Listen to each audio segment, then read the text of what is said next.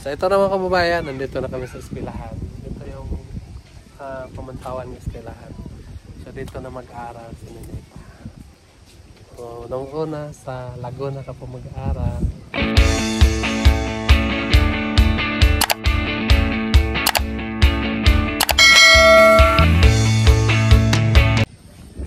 Hello mga kababayan, magandang umaga sa inyong lahat. Kumusta na kayo dyan? Ngayon nga araw mga kababayan, araw ng Lunes. So, pasok na naman. So, ihatid ko na si Ninita sa eskwelahan mga kababayan. Saan si Ninita? Ready ka na? Ready ka na mag-aral? Alay ka rito. So, ito yung kanyang lola. Sumama din. Punta doon sa pamantawan. Kumusta man? Ready ka na mag-aral? Ato. Ngayon yung unang pasukan po ni Ninita mga kababayan. So dito kasi siya natutulog sa kanyang ano mo dyan? Pinsan? Pinsan. Tapos si Nanay Lorna dito din natutulog. So ngayon ay ihatid natin si Ninita doon sa eskwelahan para mag-umpisa. Sana po ay galingan mo doon sa eskwelahan. Huwag kang mag-ano doon. Huwag kang manununtok doon. So, tara na. Wow, yan mga kabayan. Paalis na kami. Dating muna natin sa Ninita. Medyo malaya yung lalakarin nito. Pamantawan to Malambungon. Yung mama niya, si Nanay Lorna ay umalis na din, pumunta doon sa bukid niya. Hatid muna natin si Ninita. So, paalis na kami. Abangan nyo na lang ang dating namin doon sa eskwelahan. Medyo malayo din dito mga eskwelahan. Mga 5 minutes nandoon na kami. Abangan nyo na lang kami.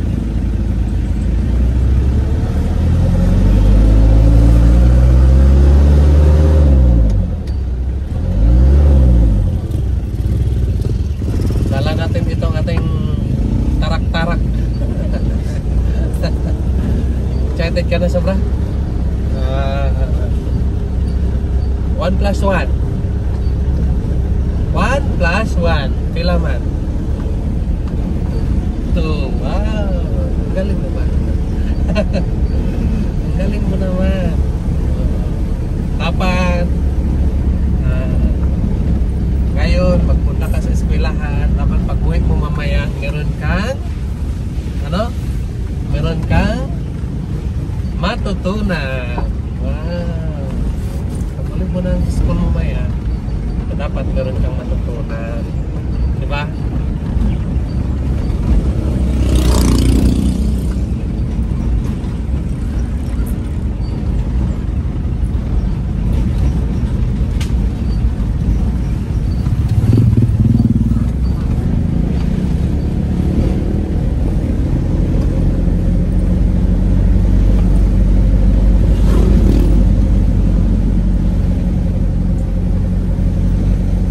Ka na ngayon?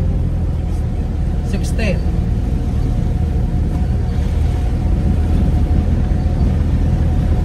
Hindi pa maguyab-uyab ha? Kasi pag maguyab-uyab ka, naku, patay ka.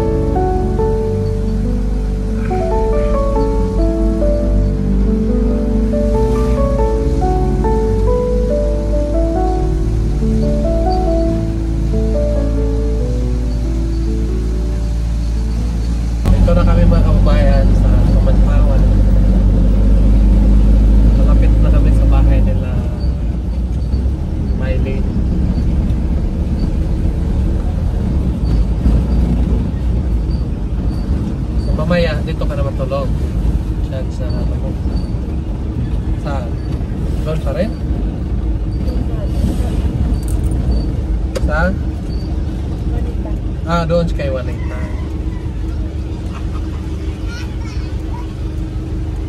Dito muna tayo sa ano. Kasi may bumaba.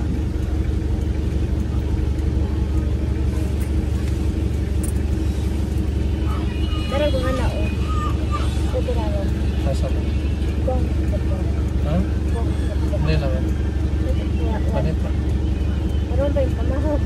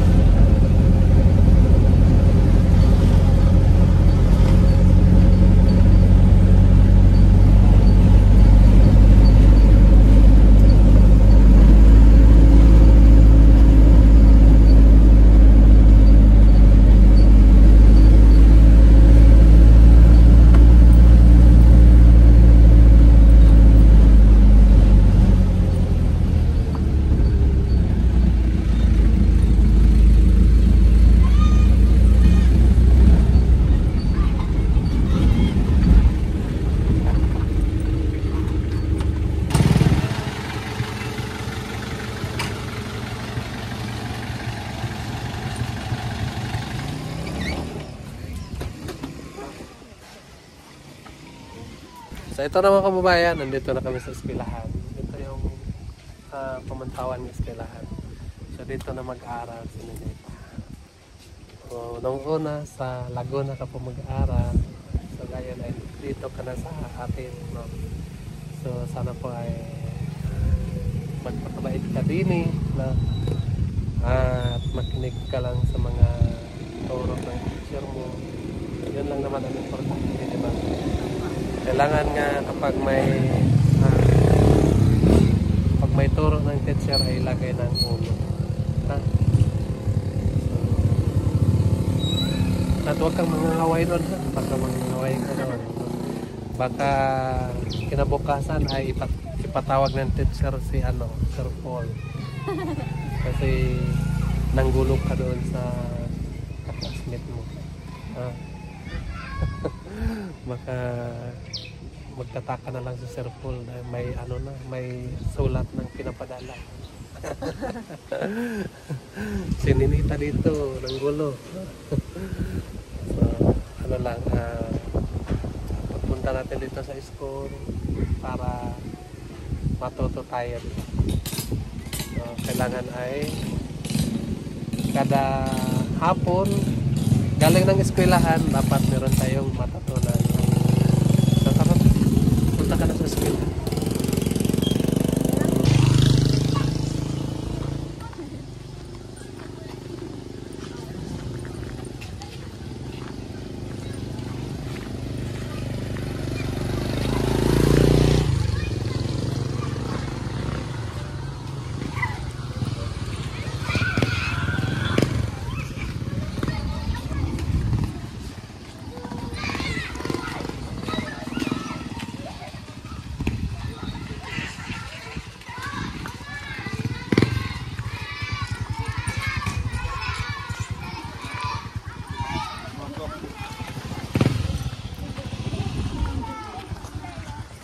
Ayun mga kababayan, so nandito na ako sa aking parkingan ng sasakyan.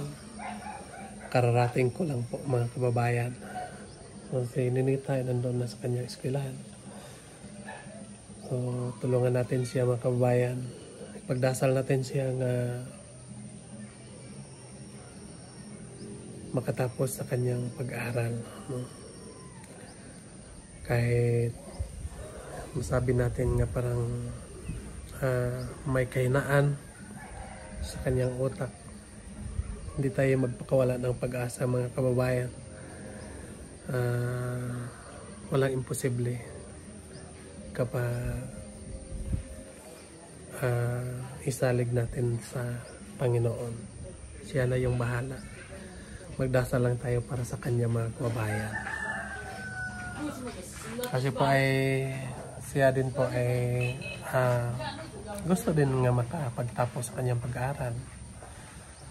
So, tulungan natin siya sa pagdadasal nga matuto siya. So ngayon mga kababayan, so, punta muna tayo sa bahay. Magkape muna tayo. Dahil aga-aga pa, ginising na ako ni Ninits.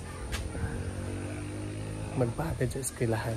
Kasi pag Bernes, so walang pasok, so dito sila. Ngayon pag Lunes na, so punta na siya doon sa kanyang ate. Doon na siya matutulog ng kanyang ate hantod sa Huwebes. Pagka Bernes ay uwi naman po siya dito. Kasi yung mama niya ay malapit lang dito sa amin. So pag walang pasok din, dito siya. Pag may pasok, punta naman siya doon sa kanyang ate. Doon sa malapit sa eskwelahan. So kaya ngayon ay nagising ako ng maaga mga kababayan para mahatid si Lex sa paaralan. So, ngayon ay hindi pa ako nagkape. So punta muna tayo sa bahay. Magkape muna tayo at mag-agahan na rin para makaalis na ako. Hanap naman tayo, maghanap buhay naman po tayo. Dahil ganun lang talaga ang buhay. Kailangan tayo maghanap buhay. Napapasalamat lang po ako mga kababayan sa lahat ng mga followers ko na habang ngayon ay nandyan pa rin kayo nagmamahal sa amin.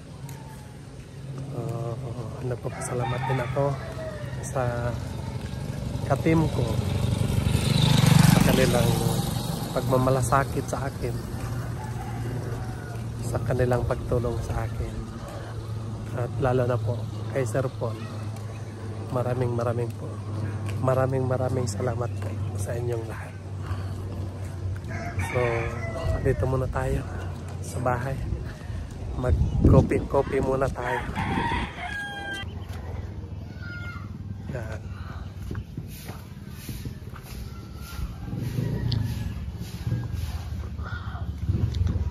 Wala pang tao.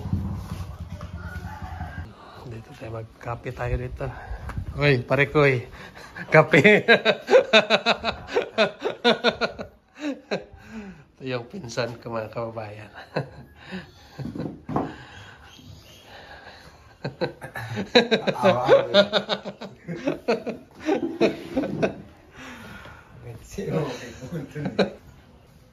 Kuha muna tayo ng baso mga kababayan. Ito yung paborito kong baso. Anong baso ito, Stone?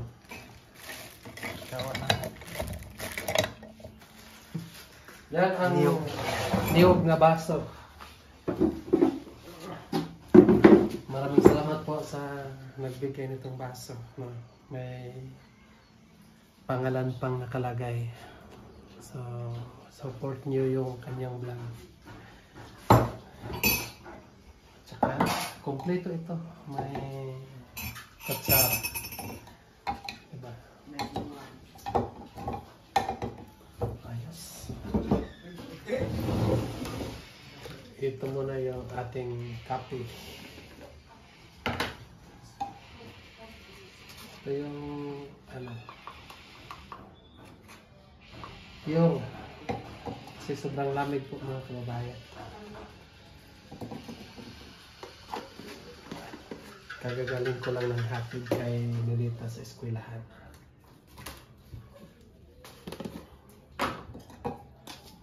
Lunes kasi mga kababayan,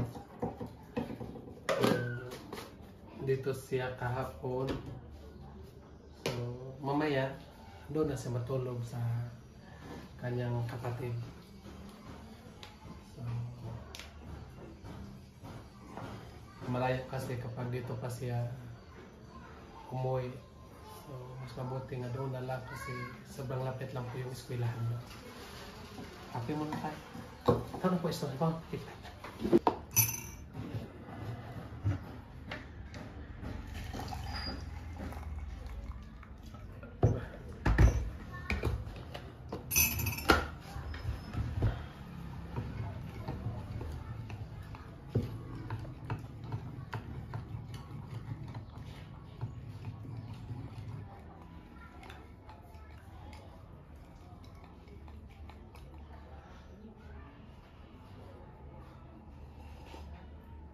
Wow, sarap.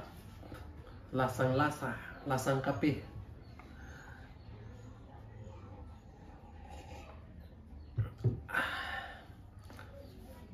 Sarap ang kape pag nandito tayo sa bukid mga kababayan kasi malamig dito sa amin. Para mainitan yung tiyan natin, kailangan natin magkape.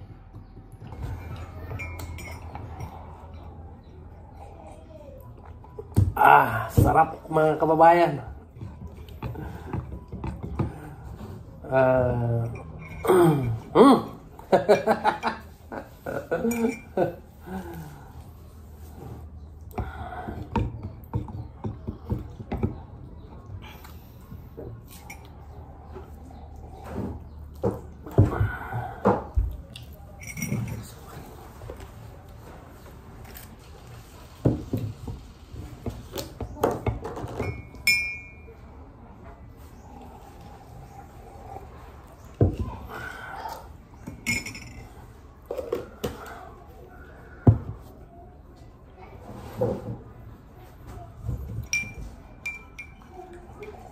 Habang tayo nagkakape, so mag-usap-usap muna tayo.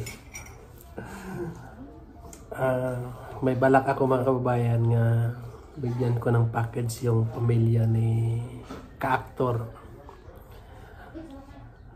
Sir ito pangalan na? Sir Ariel. So nag-chat ako kay Sir Paul. Pwede ba bigyan natin ng package yung magulang ni Ariel? Sabi niya sa akin nga sige, bigyan mo ng package. So hirap naman po mga kabayan nga hindi tayo magpaalam. So pumayag naman po siya nga bigyan natin ng package yung kapamilya. Dahil po nandito lang sa likuran mga kabayan nandito lang sa likuran yung bahay nila. Ipakita ko sa inyo mamaya pagkatapos natin magkape yung kanilang bahay. So magkatabi lang ng bahay namin, sa likuran lang sila. So ako po mga kababayan ay hingi ako sa inyo ng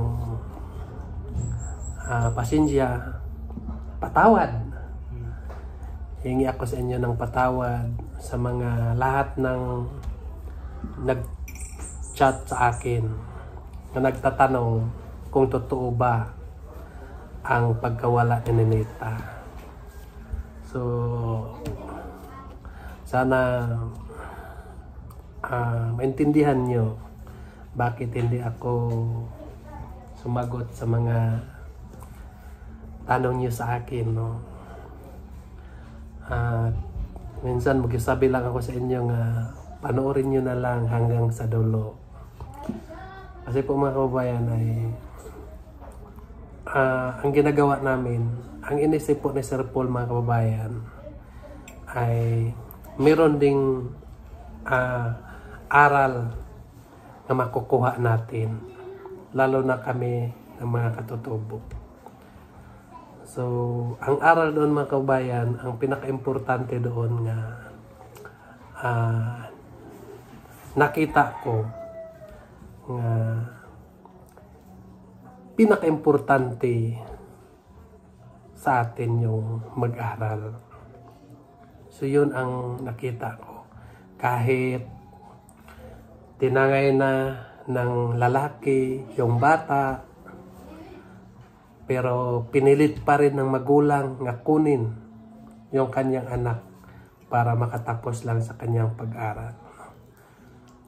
So, ganon ka-importante yung pag-aral. So, yun ang punto para ipakita sa mga tao, lalo na sa mga katutubo, nga pinakamahalaga ang mag-aral bago mag-asawa. Dahil po ay yan po ang kaari-arian nga hindi pwedeng nakawin. Dahil dito lang sa isip mo at sa puso. So, yan ang totoo nga mga kababayan, kaari-arian. Kasi hindi pwedeng nakawin kahit sino dahil nasa isip mo lang at sa puso, no? So